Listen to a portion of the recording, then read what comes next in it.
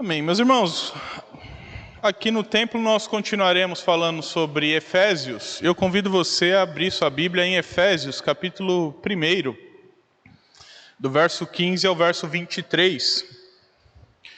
A gente ainda está dentro da sessão em que Paulo está fundamentando teologicamente a sua doutrina, na união que temos em Cristo, da união que temos com Cristo.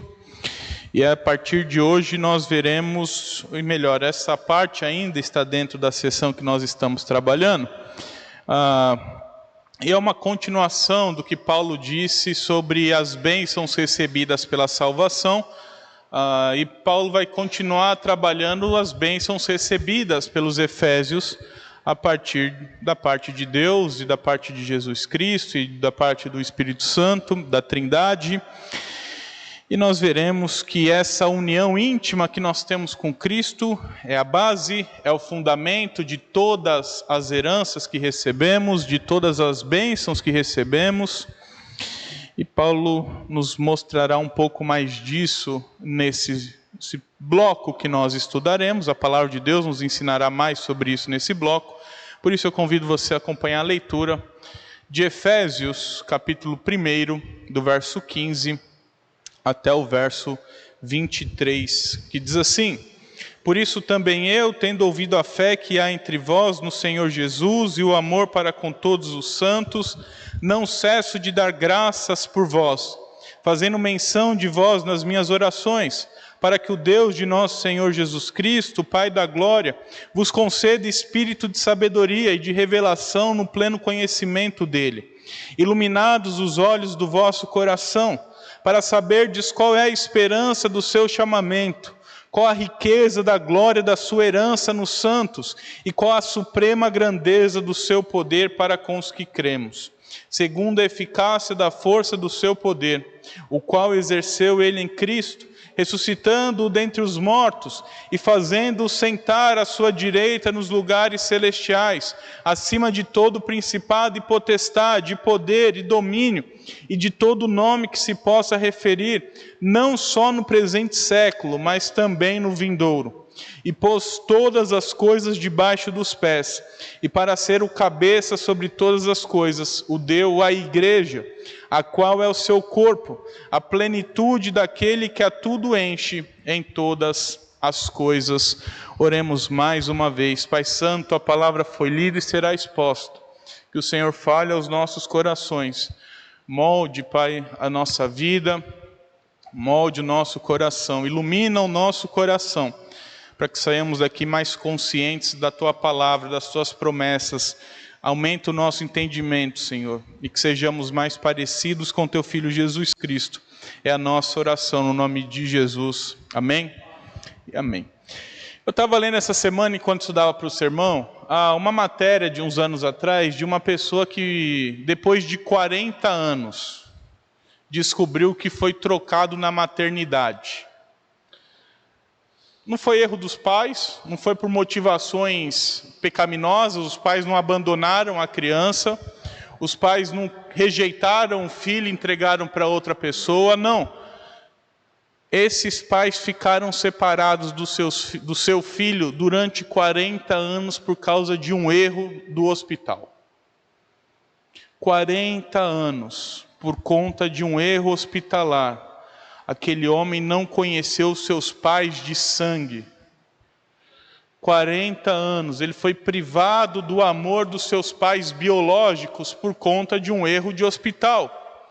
Eu fiquei refletindo e falei, 40 anos passados, ele só foi descobrir, depois de tanto tempo, uma obra tão fundamental na vida dele, algo tão importante na vida dele, e demorou 40 anos para descobrir. Eu fiquei pensando, quantas e quantas obras que acontecem em nossas vidas, que nós não temos a menor ideia. Quantas e quantas coisas acontecem ao redor de nós, que nós não temos a menor ideia de que aconteceram. Quantos e quantos eventos já se passaram, e nós nem sabemos que eles aconteceram. Isso vale também para as obras de Deus. Quantas e quantas obras Deus já fez e a gente não tem a menor ideia de que Ele fez. Quantas e quantas vezes Deus derramou bênção sobre a sua vida e você não reconheceu essa bênção. E é sobre isso que nós falaremos nessa noite um pouco mais, sobre o ensino que Deus nos traz aqui através do apóstolo Paulo, de que unidos em Cristo e só unidos a Cristo, nós conhecemos as obras de Deus. Longe de Cristo, nós nunca conheceríamos o tanto das bênçãos que Deus derrama sobre as nossas vidas. Longe de Cristo, nós passaríamos a vida inteira sem saber de tudo que Deus faz por nós. E unidos em Cristo, nós não conheceremos tudo ainda, mas nós conheceremos mais e saberemos mais e ficaremos mais conscientes dessas obras. E por isso o sermão tem justamente esse tema: unidos em Cristo, conhecemos as obras de Deus. E a primeira lição que esse sermão nos traz é que unidos a Cristo e em Cristo conhecemos as obras de Deus para termos uma firme esperança. Nós conhecemos as obras de Deus para que isso resulte em nós esperança. E uma esperança mais firme, mais firmada, mais centrada e mais fortalecida. E do verso 15 ao verso 19, eu não vou ler tudo de novo, mas os irmãos podem deixar a Bíblia aberta e ir acompanhando, o apóstolo dizendo que o que ele falará está alicerçado na bênção que nós vimos semana passada, na bênção da salvação, de Efésios 1, a 3 a 14, em que Deus nos chamou antes da fundação, Deus nos escolheu antes da fundação do mundo, Deus decidiu os nossos destinos, nos predestinando antes da fundação do mundo.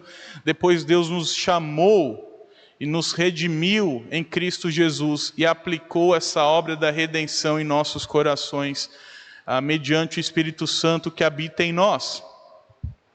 E essa obra perfeita, e por isso que Paulo vai começar o texto se referindo que é por causa dessa obra perfeita, por causa disso, por causa de tantas e tantas bênçãos derramadas, o apóstolo ora ao Senhor. E o apóstolo ora com coração grato ao Senhor, por conta do relatório que ele recebeu. Paulo é um apóstolo e viaja pelas igrejas. Nesse momento, como a gente viu, ele estava preso. Então, ele deixa presbíteros nas igrejas, e esses presbíteros, às vezes, algum comissionado por Paulo, algum enviado de Paulo passa na igreja, os presbíteros dão relatório, e esse missionário de Paulo aí vai até Paulo e dá o relatório, fala: olha, a igreja lá em Éfeso está bem, a igreja lá em Colossos está legal, a igreja lá em Corinto está com um probleminha aqui e aqui. E assim com todas as igrejas acontecia. E aqui Paulo recebe o relatório e ele diz: olha, eu não cesso de dar graças ao Senhor, eu não cesso de orar agradecendo a Deus pelo relatório que eu recebi de vocês, de que a fé de vocês é genuína, de que a fé que vocês têm é verdadeira, e que essa fé verdadeira que vocês têm resulta numa fé operante, que é uma fé vivida em amor ao próximo, em amor aos inimigos, em amor a Deus, em amor para com todas as pessoas e para com tudo. Essa fé dos Efésios é uma fé genuína, é uma fé sincera, é uma fé verdadeira, uma fé operosa. Por isso que Paulo não cessa. Paulo, em todos os momentos que ora, ele ora agradecendo a Deus pela vida daquela igreja, pelas bênçãos que Deus tem derramado naquela igreja e como eles estão sendo fiéis ao chamado do Evangelho, vivendo a fé genuína em Cristo Jesus. E Paulo também revela que, agradecendo ainda e com coração grato, Paulo pede ao Senhor algumas coisas para aquela igreja. E Paulo pede, primeiro, para que Deus derrame sobre eles espírito de sabedoria, para que eles sejam sábios na vida deles, todo o caminhar deles nas revelações de Deus. Deus também pede, Paulo também pede que Deus dê a eles um espírito de revelação.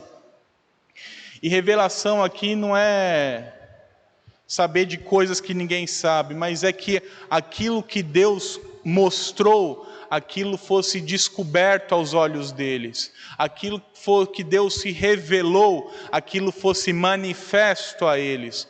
Então Paulo está pedindo para que, em outras palavras, para que eles entendam e eles consigam enxergar, que Deus ilumine eles, para que eles consigam ver todas as bênçãos de Deus, todos os propósitos de Deus, todos os planos, todas as vontades de Deus.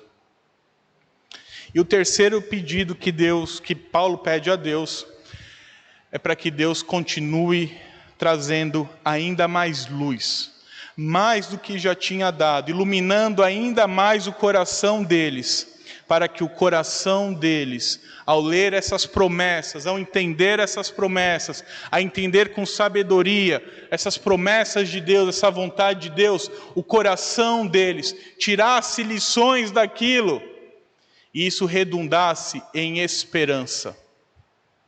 Então Paulo pede para que Deus ilumine o coração de vocês, para que a esperança de vocês continue firmadas nessas coisas. Isso não é uma oração que Paulo faz só à igreja de Éfeso, mas é uma oração que ele faz a todas as igrejas, basicamente. Aos Colossenses, por exemplo, capítulo 1, verso 9. Colossenses 1, 9. Foi aí? Colossenses 1, 9, o Caio vai colocando aí, mas diz assim: por esta razão, também nós, desde o dia em que o ouvimos, não cessamos de orar por vós e pedir que transbordeis de pleno conhecimento da sua vontade, em toda a sabedoria e entendimento espiritual. É a mesma coisa que Paulo pede aos Efésios, com outras palavras. E é importante dizer que Paulo sabe que o coração é o fonte da vida, e que é no coração que habita o entendimento do homem. Ou seja, você pensa o que pensa porque o seu coração está cheio daquilo. Por isso que você fala o que fala, por isso que você quer as coisas, quer certas coisas, não gosta de outras, porque é o coração do homem quem determina todas essas coisas. Provérbios diz que nós devemos guardar o coração, porque dela lhe procede as fontes da vida. E é por isso que Paulo pede ao Senhor que no coração deles, Paulo possa iluminar e firmar essa esperança. Que Deus possa firmar no coração deles essa esperança. Porque se no coração deles essa esperança tivesse firmada, eles viveriam assim. Porque se no coração deles a esperança estivesse solidificada, eles viveriam uma vida em todas as áreas da sua vida, com a certeza e com essa esperança dia após dia. Por isso que Paulo pede para que Deus, e só Deus transforma corações, e para que Deus ilumine justamente o coração dessas pessoas, para que aquilo que eles aprenderão ou entenderão possa firmar dentro do coração deles, de modo que a esperança deles nunca mais diminua, mas sempre cresça, sempre seja firmada, e em todos os momentos da vida eles continuem firmes naquela esperança. E essa esperança que os efésios deveriam se firmar ainda mais é o que aguarda os cristãos chamados por Deus. É o que nos aguarda, nós que cremos em Jesus Cristo. Essa esperança que deveria habitar no coração daquela igreja, e no coração de todas as igrejas, e no nosso coração deve habitar, é a esperança gloriosa que nos aguarda. Nós lemos aqui o que nos aguarda em Apocalipse 21, está dito lá, ó, isso nos reserva, isso nós herdaremos. E essa glória tem que ser firmada em nossos corações. A esperança de herdar essa glória eterna tem que ser algo firme e sólido em nossas vidas. Em nosso coração isso tem que estar firmado. E que essa esperança gloriosa deve crescer e crescer cada dia mais que a gente conhece a Deus, cada dia mais que a gente lê a palavra de Deus, cada vez que nós oramos, a esperança dessa herança gloriosa deve tomar conta do nosso coração. E a gente tem que ter uma certeza: eu herdarei o novo céu e a nova terra, eu habitarei em glória com meu Senhor. E é isso que Paulo orava, para que essa esperança fosse firme no coração deles. Porque nós muitas vezes nos perdemos nesse mundo, e olhamos para as adversidades desse mundo e nos desesperamos. Ficamos desesperados com as coisas dessa vida. Por isso Paulo pede: firma o coração deles na gloriosa esperança que nos aguarda, na herança que receberemos na glória eterna. E Paulo diz que essa esperança gloriosa, que essa herança gloriosa que nos aguarda, que nós devemos esperar, que deve ser firmada a nossa fé, é algo que nós podemos ter certeza, porque não depende de nós garantirmos. Não depende de nós a garantirmos, mas Paulo diz que é o poder de Deus quem a garante para nós. Deus não te escolheu antes da fundação do mundo, te predestinou antes da fundação do mundo, enviou o seu Filho, te chamou, aplicou a obra da redenção, para que depois de tudo isso ele falasse assim: ó, agora vai e se vira. Nunca foi assim. Nunca será assim. Paulo diz claramente: é o poder de Deus que garante que nós herdaremos essa esperança gloriosa. É o poder de Deus que garante que essa herança eterna e de glória nós receberemos.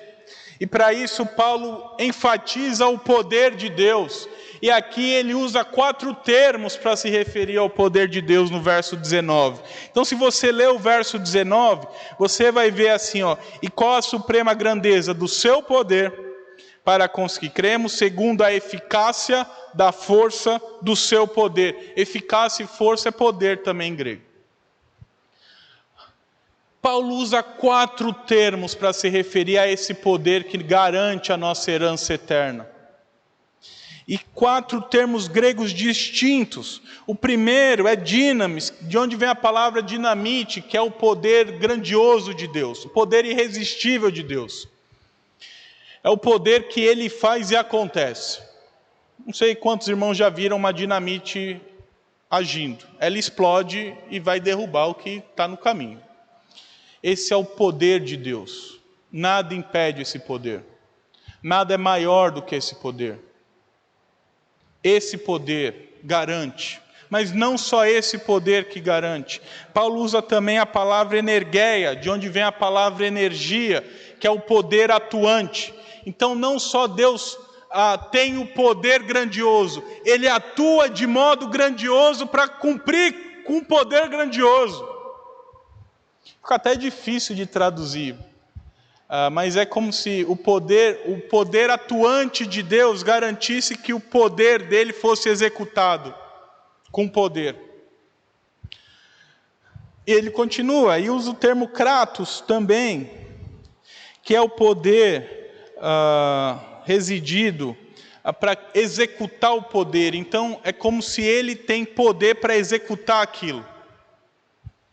E isros, que é o poder inerente de Deus. Ou seja, Ele é poderoso. Entenda isso. Deus não se torna todo-poderoso quando você acha que Ele é todo-poderoso. Deus é todo-poderoso, o tempo todo. O dia que Ele deixar de ser todo-poderoso, Ele deixa de ser Deus no mesmo instante. Faz parte da essência dele ser poderoso. E esse Deus poderoso atua de modo poderoso, com eficácia poderosa e de modo poderoso para garantir que você receberá a herança eterna. Ou seja, aos que creem em Jesus Cristo como Senhor e Salvador de suas vidas, eles podem ter certeza da glória eterna, porque Deus é Deus em si e suficientemente poderoso, é em si mesmo poderoso para realizar essa obra poderosa e cheia de poder para nos garantir a herança eterna. E a não ser que haja um ser mais poderoso que Deus, e não há,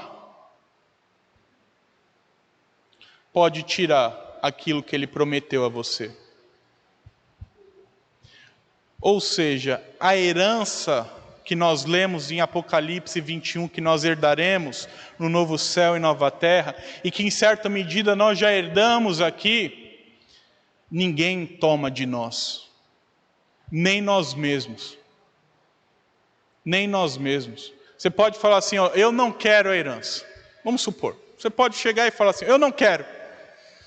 Se você foi um chamado de Deus, predestinado, Deus realizou a obra da redenção em sua vida e aplicou essa obra através do Espírito Santo, nem você não querendo, Deus vai garantir que você herde do mesmo jeito. Pode juntar todos os demônios do planeta Terra, não tira. Pode juntar tudo aí que você pensa de poderoso, nada tira a glória eterna que nós receberemos em Cristo Jesus. Isso traz lições para as nossas vidas. E a primeira é que a nossa fé em Jesus deve nos conduzir a uma vida de amor ao próximo. Uma vida de amor a Deus acima de todas as coisas. Os que creem verdadeiramente em Jesus vivem uma vida de fé. Deus não suporta o hipócrita. Não adianta você entrar nessa igreja falando que crê e sair dessa igreja vivendo igual ímpio. Vivendo igual pagão. Deus não suporta. Aliás, que foi uma dessas as maiores lutas de Jesus contra os fariseus. A hipocrisia religiosa deles. A nossa fé sincera em Jesus Cristo é demonstrável através das nossas obras. Porque aqueles que creem em Jesus vão buscar viver uma vida de amor para com todas as pessoas. Claro que nós falharemos, claro que nós pecaremos, mas nós não viveremos no pecado. Antes nós buscaremos, ainda que com dificuldade, ainda que com muita luta, amar o próximo, amar o nosso inimigo e amar a Deus acima de todas as coisas. Porque os que têm fé vivem assim. A segunda lição é que a nossa oração deve ser marcada pela gratidão ao Senhor. Mesmo a intercessão que fazemos pelo próximo, nós devemos sempre orar com gratidão de coração. Mesmo no momento difícil, da luta, da dor, em que você fecha a porta do quarto, a única coisa que você consegue fazer é chorar, mesmo nesses momentos, o nosso coração deve ser grato a Deus, sabendo da herança gloriosa que nós havemos de receber. E que, como lemos, a dor acabará aqui, o sofrimento acabará aqui, e que lá não haverá mais nada disso. Por isso que a nossa esperança não tem que estar aqui. As nossas orações também devem ser marcadas por uma esperança eterna, por uma herança gloriosa que receberemos e a certeza de que herdaremos isso no dia da volta do nosso Senhor e Salvador Jesus Cristo. Também ore pedindo para que Deus ilumine seu coração cada dia mais, a fim de você entender as promessas e a revelação de Deus. Ore todas as vezes que você for ler a Bíblia. Deus sempre fala, é a palavra de Deus. Não é que Deus fala quando você ouve, não, Deus sempre está falando. É o nosso coração que não entende muitas vezes. Então ore antes, pedindo para que Deus ilumine o seu coração, para que quando você ler as palavras da vida eterna, essas palavras fiquem aqui dentro e moldem o seu coração. E a firme esperança em Cristo cresça cada dia mais na sua vida. Todas as vezes que você ler as Escrituras, orar ao Senhor, que a firme esperança da glória eterna fique ainda mais forte dentro do seu coração. E por fim, tenha certeza que cada dia que passa, mais perto da glória você está. Cada segundo que passa, mais perto da herança eterna você está. Cada dia que passa, mais perto de herdar a glória eterna você está. E que isso não é uma possibilidade. Isso é uma certeza nas nossas vidas. Não é que pode acontecer, vai acontecer. Não é que eu acho que vai acontecer, vai acontecer. Você herdará a glória, não pelos seus méritos, porque nunca foi pelos seus méritos. Nunca foi porque você mereceu ou não mereceu. Mas sempre foi pelo poder de Deus. E é o mesmo poder que nos escolheu antes da fundação do mundo, que nos amou antes da fundação do mundo e que te trouxe até aqui, é o mesmo poder que garante que você herdará todas as coisas no fim da história. Nós vimos então que unidos em Cristo conhecemos as obras de Deus e elas garantem uma firme esperança. Conhecemos as obras de Deus para termos uma firme esperança. A segunda parte desse texto diz que unidos em Cristo nós conhecemos as obras de Deus que garantem a nossa glorificação. Paulo deixou claro no primeira sessão, falando assim, nós herdaremos isso. Agora Paulo vai fundamentar por que eu posso ter tanta certeza de que eu herdarei isso. Mais do que a certeza de que eu já tenho, mais do que a fé que eu já tenho, Paulo vai argumentar qual que é a tamanha certeza para nós desenvolvermos essa fé, essa consciência, essa certeza de que nós herdaremos a glória eterna. Então, do verso 20 ao verso 23,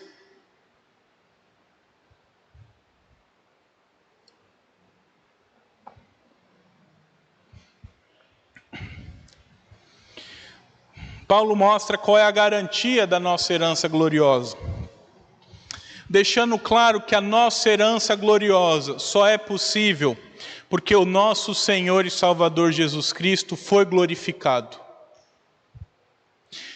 A nossa herança gloriosa só é possível porque Jesus Cristo é glorioso, é glorificado. E Paulo diz claramente que a herança poderosa, que o poderoso Deus garante poderosamente, começou quando Deus ressuscitou Jesus Cristo dentre os mortos. E o assentou à sua destra nos céus, de onde ele governa e julga tudo e todos. Algo que cumpre a profecia do Salmo 8, versículo 6. Pedi para o Caio colocar aí, Salmo 8, versículo 6.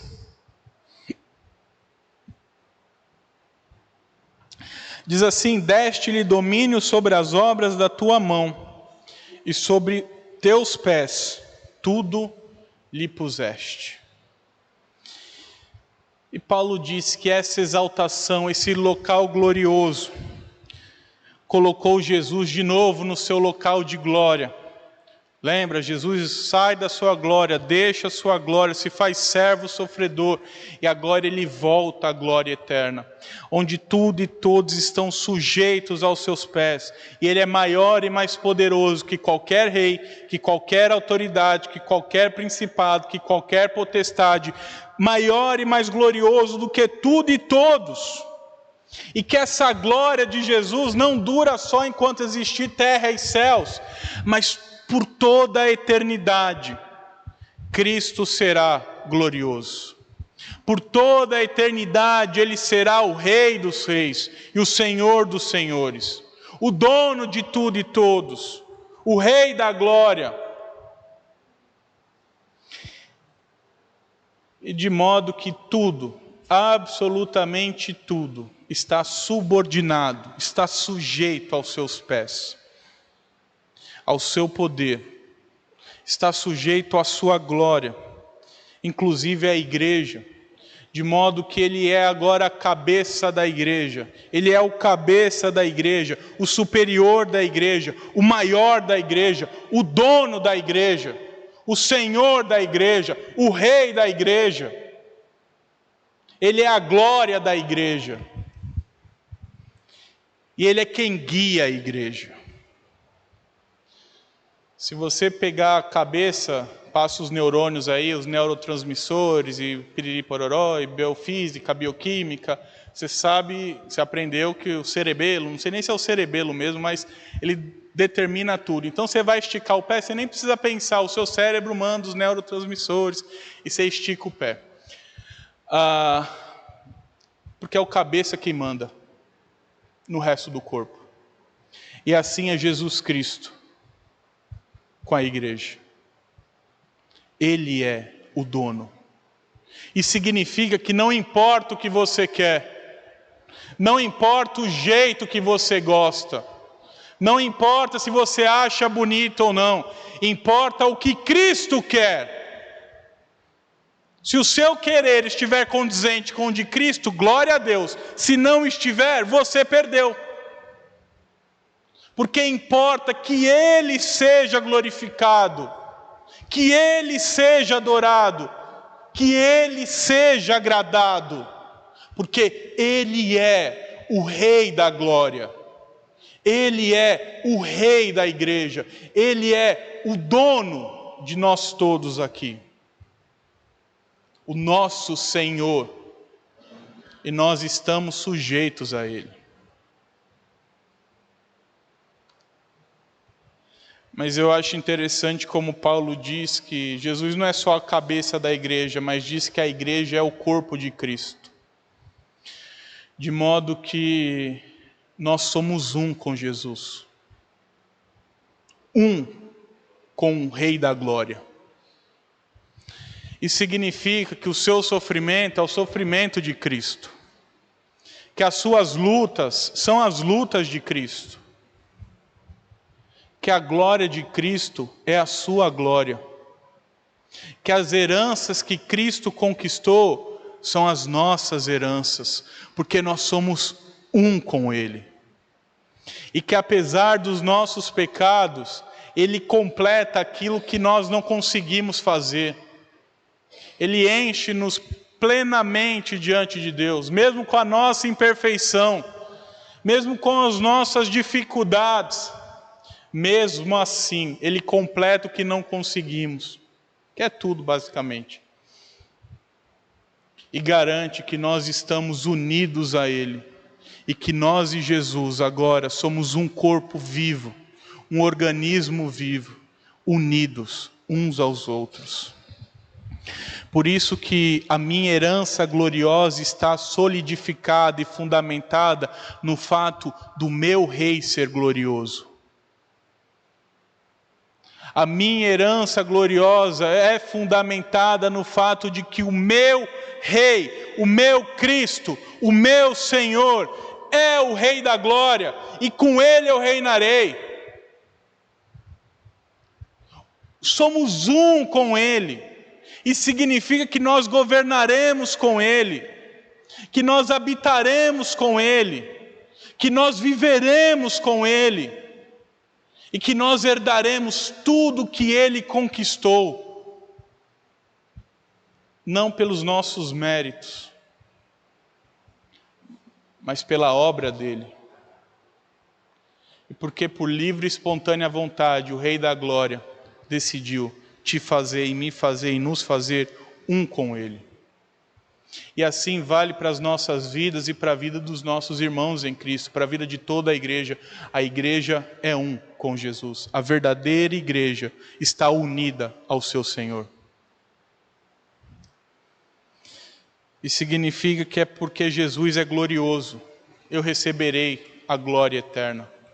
Eu herdarei o corpo glorificado.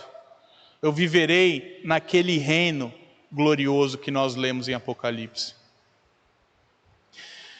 Ou seja, tudo que Deus fez com Cristo, toda a glória que Deus deu ao seu Filho Jesus, Ele também dá a nós, porque nós somos um com Jesus. Então, quando Paulo apresenta as obras de Deus feitas em Cristo, com isso ele quer que nós fortifiquemos a nossa esperança no fato de que se aconteceu com Jesus, também acontecerá conosco. Isso traz lições. A primeira é que não tem motivo para duvidar. Não tem. Simplesmente não tem. Simplesmente não tem motivo para ter medo. Não tem por que ter medo do futuro, do porvir. A não ser que você não creia que o Rei da Glória é o Senhor da sua vida e o Salvador da sua vida. Mas se você crê de fato que Jesus Cristo é o Senhor da sua vida, o Rei da Glória, e que você é um com Jesus, não tem por que ter medo. Não tem por que duvidar do que nos aguarda. E o que nos aguarda é uma herança gloriosa, porque o nosso Senhor foi glorificado, nós também seremos glorificados e habitaremos na eternidade com Ele. Por fim, saiba que o que nos enche e nos faz mais santos e plenos de Deus é Jesus Cristo. Então, se você quer crescer em santidade, ser mais cheio de Deus, ter um relacionamento melhor com Deus, ser alguém mais pleno das bênçãos de Deus, você precisa se tornar ainda mais íntimo de Jesus. Crescer no conhecimento de Cristo. Estar mais cheio de Jesus Cristo, ser mais parecido com Jesus Cristo, buscar ser igual ao Rei da Glória. Pois só Ele é capaz de fazer isso na sua vida e de trazer isso para a sua vida. Antes de cumprir o checklist da santidade, que a gente cria da cabeça e não sabe nem por que faz, a gente vai lá e determina, se eu ler 5 minutos da Bíblia todo dia, se eu orar 3 horas por dia, eu estou santo e está tudo bem. Parabéns, você nunca vai ler mais e orar mais do que os fariseus. E Jesus falou o que falou para eles. A santidade não está em quanto você é capaz de fazer ou não é capaz de fazer. Mas a santidade, assim como toda a nossa vida cristã, é dependente de Jesus Cristo. Então, todas as vezes que você for ler, busque a Cristo e ser mais parecido com o Filho de Deus. E sair de lá consciente de que você precisa fazer para ser mais parecido com Jesus. Para viver igual Jesus. Para andar igual a Jesus, pensar igual a Jesus, tomar decisões igual a Jesus, porque Ele é o padrão de santidade em nossas vidas. Nós vimos então que unidos em Cristo nós entendemos as obras de Deus e que tais obras, quanto mais conhecemos, mais fortalecem a nossa fé e nossa esperança, e que essas obras glorificam o nosso Senhor Jesus Cristo e são a nossa garantia da glorificação. A gente precisa aprender mais das obras de Deus, então. A gente precisa conhecer mais do que Deus fez. Ler mais as Escrituras, buscar mais, ler mais, conhecer mais daquilo que o Senhor fez, porque isso resultará numa esperança ainda mais sólida em nossos corações. Isso resultará numa fé ainda mais forte, numa fé ainda mais viva, numa vida mais parecida com a vida de Cristo. E nós temos que ter certeza de que aquilo que tanto almejamos, já experimentamos nessa vida, pois desde já estamos unidos a Cristo. E com Cristo viveremos não só os anos de nossas vidas, mas por toda a eternidade nós seremos um com Jesus. Que Deus abençoe sua vida. Enquanto o nosso grupo de louvor se posiciona, eu peço que você ore ao Senhor, agradecendo a Deus pelas bênçãos derramadas, pelo poder que Ele tem, e que Deus molde o seu coração e dê a você uma esperança ainda mais viva, ainda mais forte, de que se você crê em Jesus Cristo como Senhor e Salvador, você herdará a glória eterna, herdará o novo céu e nova terra, e com Cristo habitará por toda a eternidade. Então, ore ao Senhor agradecendo, peça a Ele para moldar o seu coração, para que isso seja ainda mais vivo dentro de você.